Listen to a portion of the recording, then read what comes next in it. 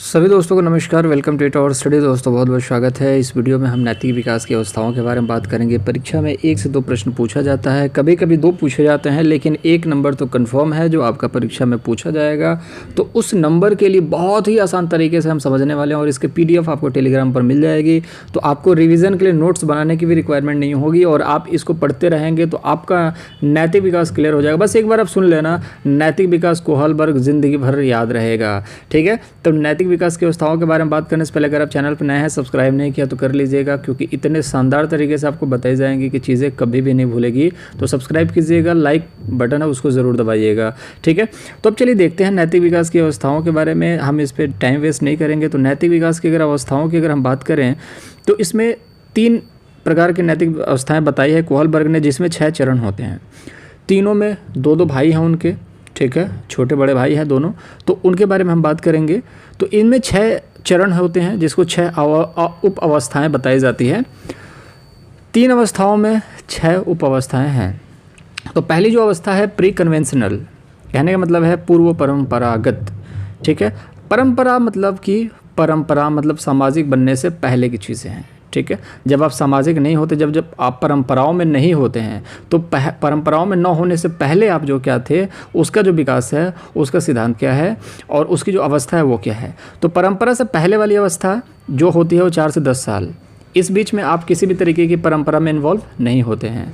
दूसरी हम बात करें परंपरा, जिसमें आप परंपराओं में अब आने लगते हैं। 10 से 13 वर्ष के बीच में आप परंपराओं में इंक्लूड होने लगते हैं, परंपराएं आपको समझ में आने लगती है। ठीक है, तो यहाँ पर थर्ड जो है वो पोस्ट कन्वेंशनल परंपरा आप सीख चुके हैं। परंपरा में अपनी परंपरा क्या इंक्लूड करने वाले हैं, वो सारी चीज़ें यहाँ पर बात करने वाले हैं। तो परंपराएं सीखने के बाद आप भी अपनी परंपरा बनाएंगे भैया। तो वहाँ पर जो पूर्व के बाद परा आ जाता है, तो पूर्व मतलब पहले और परा मतलब परंपरा के बाद। आप इस तरीके से इस चीज़ को याद रखेंगे। अब इसमें उप अवस्थाएँ भी हैं और ये परंपरा देखने के लिए बहुत सारी कविता कहानियों का इस्तेमाल किया जाता है, लेकिन हम उन कविता कहानियों पर जोर न दे करके हम वो चीज़ देखने वाले हैं जो परीक्षा पूछती है।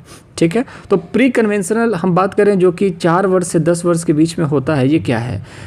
जब बालक किसी बाहरी तत्व या किसी भौतिक घटना के संदर्भ में किसी आचरण का नैतिक या अनैतिक मानता है, उसकी नैतिक तर्क शक्ति प्री कन्वेंशनल स्तर की कही जाती है। इसके अंतर्गत 2 अवस्थाएं होती हैं। अब देखिए यहाँ पर ये सारी चीज़ें आपको PDF है पढ़ने के लिए, लेकिन हम सिर्फ इस पे बात ना करके हम चीज़ों को समझने की कोशिश करेंगे। आज्ञा और दंड की अवस्था क्या है?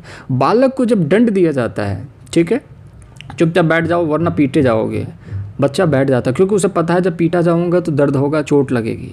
तो वो जो अवस्था होती है वो परंपरा से जुड़ी नहीं होती, वो दंड से जुड़ी हुई है। और जो पहली अवस्था वो दंड की अवस्था है, जिसमें बच्चे को दंड दिया जाता है तो नैतिक कार्य करता है। दूसरी होती है आज्ञा की। आज्ञा की अगर हम बात करें तो उसको बोला जाएगा कि ये सामान ले करके आओ, ये सामान यहाँ ले आओ। ठीक है, पढ़ाई करना स्टार्ट करो, पढ़ने बैठ जाओ, तो वो आज्ञा का पालन करता है। उसको नहीं पता नैतिकता क्या, हम सिखाते हैं। और समाज में जो चीज़ें सिखाई जाती हैं वही तो नैतिक मूल्य हैं। नैतिक मतलब अच्छा कर्म, अनैतिक मतलब बुरा कर्म। और समाज जो चीज़ सिखाता है बच्चे सीखते हैं। मोस्टली आज्ञा में यही चीज़ बोली जाएगी, बच्चे पढ़ाई करो। बच्चे पढ़ते हैं, पता है पढ़ेंगे नहीं तो दंड मिलेगा। तो ये चीज़ है, डर के कारण भी इस अवस्था को बोलते हैं कि आज्ञा एवं दंड की अवस्था। और सबसे पहला स्टेप यही होता है। दूसरा होता है, ये सारी चीज़ें आप पढ़ते हैं, आप खुद पढ़िएगा इस चीज़ को। ठीक है, बाकी हम चीज़ों को बस समझने की बात कर रहे हैं। अहंकार की अवस्था। अहंकार की अवस्था है कि यहाँ पर जो होता है ना, सेकेंड वाला, यहाँ पर बच्चे जो होते हैं वो थोड़े से परिपक्व हो जाते हैं, थोड़ा सा चिंतन में स्वरूप में बदलने लगता है। जैसे कि यहाँ पर देखिए कि 7 वर्ष से ऊपर के जो बच्चे हों तो उसमें इस चीज़ की विकास हो जाता है। तुरंत रोने लगना, किसी चीज़ को अगर कोई चीज़ अगर उन्हें नहीं मिलता है तो रोने लगते हैं। ठीक है, उनकी इच्छाएँ थोड़ी सी बढ़ जाती हैं और इच्छाओं की पूर्ति के लिए वो चोरी तक करने लगते हैं, झूठ बोलने लगते हैं। कहने का मतलब कोई चीज़ जैसे कि कोई भी सामान पड़ा हुआ है, उनके लिए कुरकुरा ला करके रखा हुआ है, उन्होंने कोई देख नहीं रहा, वो कुरकुरा लेकर के खा जाएंगे। ठीक है, तो ये जो होती है अवस्था वो अहंकार की अवस्था होती है। और जब भी वो ये जो अवस्था होती है इसमें भी परंपरा से पहले की चीज़ होती है और यहाँ पर प्रशंसा जुड़ा होता है। वो इस काम को तभी करना चाहते हैं कि इसमें प्रशंसा मिले।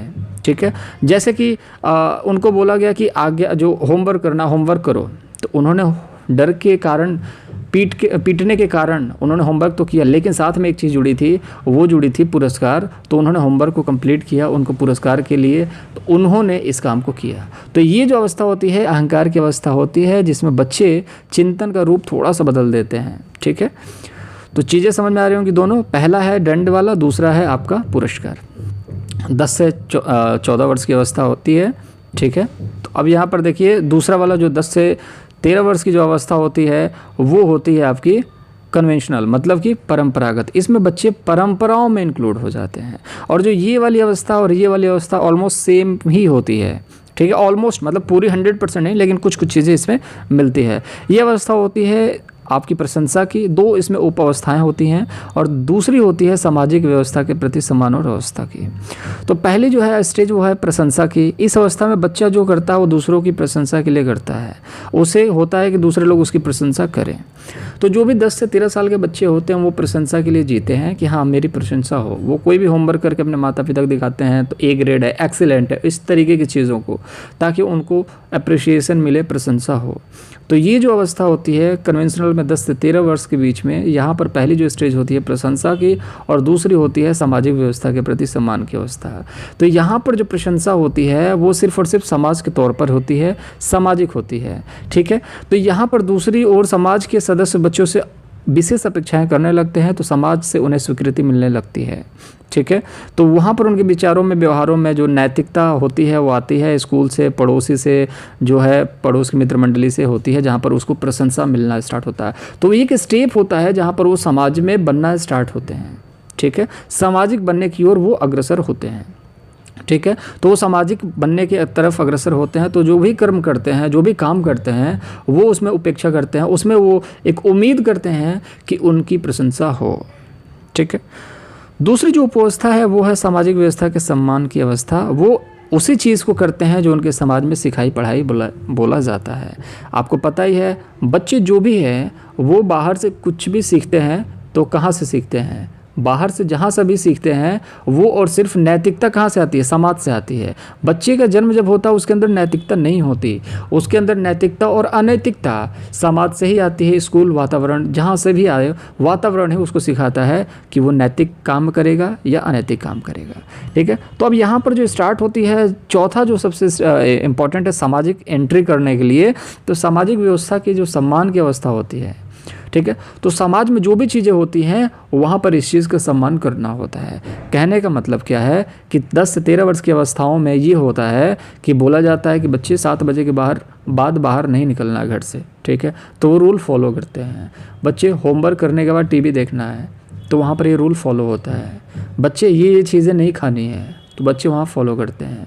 बच्चे मामा जी हैं, मौसी जी हैं, चाचा चाची हैं, इनको बात करना है तो पहले प्रणाम करना पड़ेगा, पहले रिगार्ड दो, ग्रीटिंग्स दो, ठीक है। तो समाज में जो चीज़ें सिखाई जाती हैं वो बच्चे सीखते हैं। तो वो यहाँ पर नैतिकता की जो अवस्थाएं होती हैं वो सामाजिक तौर पे एक तरीके से बंध जाती हैं, ठीक है। तो सामाजिक व्यवस्था के जो सम्मान की अवस्था होती है वो ये होती है कि यहाँ पर जो कोहल वर्ग के अनुसार समाज के ज़्यादातर सदस्य नैतिक विकास की इस अवस्था तक पहुँच जाते हैं और इस अवस्था में प्रवेश से पहले बालक समाज को केवल इसलिए महत्वपूर्ण मानता है क्योंकि उसकी वहाँ पर प्रशंसा करता है। वह समाज को स्वयं एक लक्ष्य मानने लगते हैं, ठीक है। जो भी चीज़ें हैं समाज में है, माता पिता सबको एक तरीके से जोड़ लेते हैं, ठीक है। और कहीं ना कहीं वो समाज के प्रति कार्य करने लगता है और जहाँ समाज के विरुद्ध कार्य होता है उसको अनैतिक माना जाता है, ठीक है। इस प्रकार कोहल वर्ग नैतिक विकास की अवस्थाओं को क्रमिक अध्ययन किया है, ठीक है, क्रम से इस तरीके का, जैसे कि प्री कन्वेंशनल, कन्वेंशनल और पोस्ट कन्वेंशनल। अब तीसरी बात करें जो सबसे इम्पॉर्टेंट है, कोहल वर्ग ने अपने तीसरे स्तर को भी 2 उपावस्थाओं में बांटा है। मैंने बताया 3 अवस्थाओं की 6 उपावस्थाएं हैं, परीक्षा में प्रश्न पूछ देता है, ठीक है। ये सारी चीज़ें नहीं पूछी जाएंगी लेकिन मोस्टली प्री, परा और जो कन्वेंशनल है वो पूछी जाते हैं। और स्टेज का जो भी होता है क्राइटेरिया वो पूछा जाता है। सामाजिक समझौते का जो नियम होता है जिसमें बच्चा समझौता करने लगता है, कहीं ना कहीं अपने आइडियाज़ को इसमें डेवलप करने की कोशिश करता है, ठीक है। तो यहाँ पर जो होता है इस अवस्था तक आते हैं तो व्यक्ति का जो नैतिक चिंतन की जो दशा है पर्याप्त परिवर्तन आ जाते हैं। अब व्यक्ति परस्पर लेन देन में विश्वास करने लगता है कि व्यक्ति और समाज के बीच में एक समझौता होता है। व्यक्ति यह मानने लगता है कि व्यक्ति को सामाजिक नियमों का पालन करना चाहिए क्योंकि हमारे समाज के हितों की रक्षा करता है। कहने का मतलब है लॉ एंड ऑर्डर की बात हो रही है, ठीक है। लॉ एंड ऑर्डर की बात क्या हो रही है कि अगर आप किसी का सामान चोरी करते हो तो यहाँ पर पुलिस जो आएगी वो आपको पीटेगी, ठीक है। तो इसलिए आपको उसकी चीज़ों को चोरी नहीं करना है। आप किसी के साथ झगड़ा नहीं कर सकते क्योंकि पुलिस आकर के पीटेगी, ठीक है। तो यहाँ पर संविधान की भी बात कर सकते हैं, लॉ एंड ऑर्डर की बात कर सकते हैं। अपने समाज में भी यही है कि किसी को नुकसान न पहुँचाए, किसी के सामान न तोड़ें, पैसा लगता है, ठीक है। तो यहाँ पर जो सामाजिक चीज़ें हैं, एक दूसरे से बैर ना करें या फिर किसी तरीके की हानि ना पहुँचाएं, मानवीय हानि ना हो, पैसे की हानि ना हो, आर्थिक हानि ना हो, ठीक है। तो यहाँ पर जो होता है वो थोड़ा सा क्या होता है, समाज के बीच में एक समझौता करने लगता है बच्चा, ठीक है, कि ये नैतिक कार्य है, ये अनैतिक कार्य है, ठीक है। तो वहाँ पर जो अपने हितों की रक्षा करता है, दूसरों की रक्षा करता है, वो ये होता है सामाजिक समझौते की अवस्था। जैसे आपका बड़ा भाई है, वो कहता है कि मैं दो बिस्किट लूँगा और छोटे वाले भाई को मिलता है एक, ठीक है। तो बड़े वाले भाई के दिमाग में आता है ठीक है मैं ज़्यादा ले रहा हूँ तो मैं एक काम करता हूँ, मैं 2 अपने छोटे भाई को दे देता हूँ, ठीक है। तो यहाँ पर एक समझौता होता है कि हाँ ठीक है वो रो रहा है तो हम उसको 2 दे देते हैं। तो समाज में इस तरीके की जो भावना होती है आने लगती है ताकि एक बैलेंस बना रहे। तो सामाजिक समझौते की जो अवस्था होती है इसमें बैलेंस बनाने का कार्य होता है और बच्चे ही समाज के रूप हैं, देश का रूप है, ठीक है। तो यहाँ पर देखिए वो हर एक कार्य करना चाहिए जो समाज के नियमों का पालन करे। घर से बाहर नहीं जाना 7 बजे के बाद, 6 बजे के बाद नहीं जाना है, टीवी नहीं देखना है बिना होमवर्क किए, तो वहाँ पर नहीं करना है। तो सामाजिक जो चीज़ें हैं उसको फॉलो करने से नैतिकता का विकास ज़्यादा होता है। और अगर फॉलो नहीं करते हैं अनैतिकता आती है, और अनैतिकता जब आने लगती है तो कहीं ना कहीं नैतिकता पर अनैतिकता भारी हो जाती है, मतलब मोरालिटी पर डिमोरालिटी ज़्यादा भारी हो जाती है, ठीक है। अतः अपने नियम परंपराओं और कानूनों के द्वारा जो समाज को स्वतंत्र अधिकार और सुरक्षा देता है, ऐसे नियमों का उल्लंघन अनैतिक माना जाता है। तो जो समाज में नियम है, परंपरा है, उन कानूनों को मानना है, तभी जाकर के समाज में नैतिकता होगी, अदरवाइज़ अनैतिकता फैलेगी।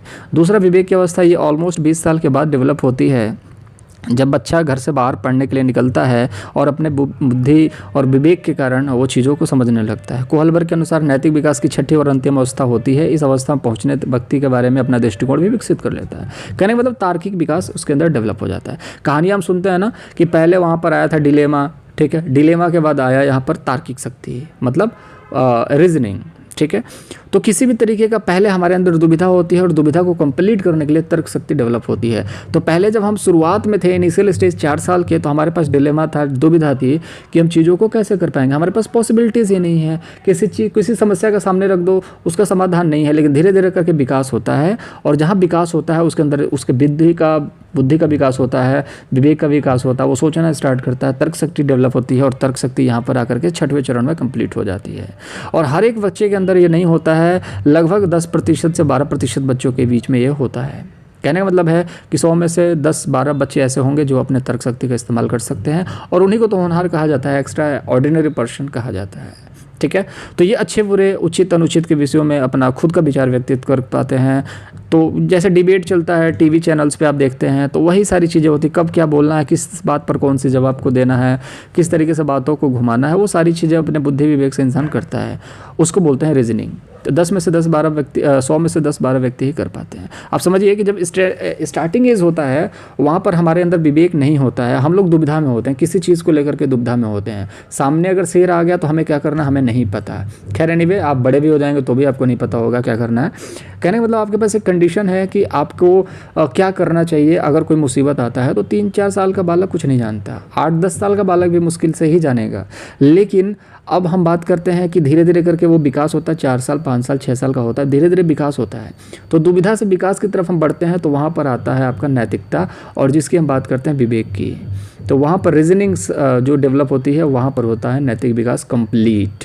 ये बीच के जो चरण हैं वो नैतिक विकास का सिद्धांत के चरण तो हैं, लेकिन नैतिकता पुरजोर आपके अंदर कब डेवलप होता है, बुद्धि के विकास के बाद, ठीक है। तो वहाँ पर आपका नैतिकता यहाँ पर डेवलप हो जाता है। सारे नैतिकता के ही नियम हैं, लेकिन जो छठा होता है ये बहुत कम लोगों के अंदर होता है और आखिरी स्टेज होता है। इस अवस्था में नैतिक विकास का एकमात्र आधार विवेक ही माना जाता है। इस अवस्था में व्यक्ति को नियमों का पालन स्वयं के दृष्टिकोण से होता है। व्यक्ति इस अवस्था में नियमों को, वैधता को भी चुनौती देने लगता है। जो समाज के नियम है उसके विरोध में भी आ जाता है कि नहीं, ये परंपरा जो है बुरी है, ऊंच नीच बुरा है, काला गोरा बुरा है, ये सारी चीज़ें ख़त्म करनी है। चाचा के पास ज़्यादा पैसा, हमारे पास नहीं है, चाचा ज़्यादा अपने आप को समझते हैं बड़ा, तो ये गलत है। हमारे पास ज़्यादा पैसा, हम चाचा को छोटा समझते हैं, ये गलत है। ये सारी चीज़ें नहीं होनी चाहिए। समाज है तो समाज में मिल करके रहना, कोई पैसे से बड़ा नहीं होता, दिल से बड़ा होता है, आचरण से बड़ा होता है, नैतिकता से बड़ा होता है, ठीक है। क्योंकि वे नियम उन विवेक से मेल नहीं खाते हैं। अब बहुत सारे लोगों के पास विवेक नहीं है तो वो विवेकी व्यक्ति को पागल समझने लगते हैं। तो अब व्यक्ति केवल विवेक के आधार पर जीवित रहने का आदी हो जाता है, और उसके पास विवेक है तो कुछ भी कर सकता है, ठीक है। अतः व्यक्ति के वही आचरण नैतिक होगा जो स्वयं के विवेक का समर्थन कर लेगा। और जब आप विवेक वाले हो जाएंगे आपको पता होगा क्या गलत है क्या सही है, यही सारी चीज़ें हैं, ठीक है। तो यही है कोहलबर्ग का नैतिक विकास का सिद्धांत। ये पीडीएफ आपको डिस्क्रिप्शन बॉक्स में टेलीग्राम चैनल है वहाँ पर मिल जाएगा, आप जाकर के डाउनलोड कर सकते हैं टेलीग्राम से। और इसी तरीके की इन्फॉर्मेशनल पीडीएफ जो है सारे लोगों की जो थ्योरीज़ है, कोहलबर्ग हैं, इसके साथ साथ जो आपका थॉर्नडाइक हैं, पावलोव हैं, स्किनर हैं, सबके जो सिद्धांत हैं वो सारी चीज़ें आपको टेलीग्राम पे डाल दी गई हैं, जाकर के देख सकते हैं। और इसी तरीके की वीडियोस के लिए, पीडीएफ के लिए आप 8 आवर चैनल को, जो स्टडी है उस चैनल को सब्सक्राइब ज़रूर कर लीजिएगा और बेल आइकन दबाइएगा, अगली वीडियो का नोटिफिकेशन मिल जाए। सब्सक्राइब नहीं किया तो करते जाइए, लाइक नहीं किया तो लाइक कर दीजिए। पूरा वीडियो अगर आपने देखा तो आई होप आपका कोई डाउट नहीं है। डाउट होगा तो ज़रूर कमेंट बॉक्स में बताइएगा, आपके डाउट को, क्वेरी को जो समाधान होगा वो हम कर देंगे। अपना बहुत ज़्यादा ख्याल रखें।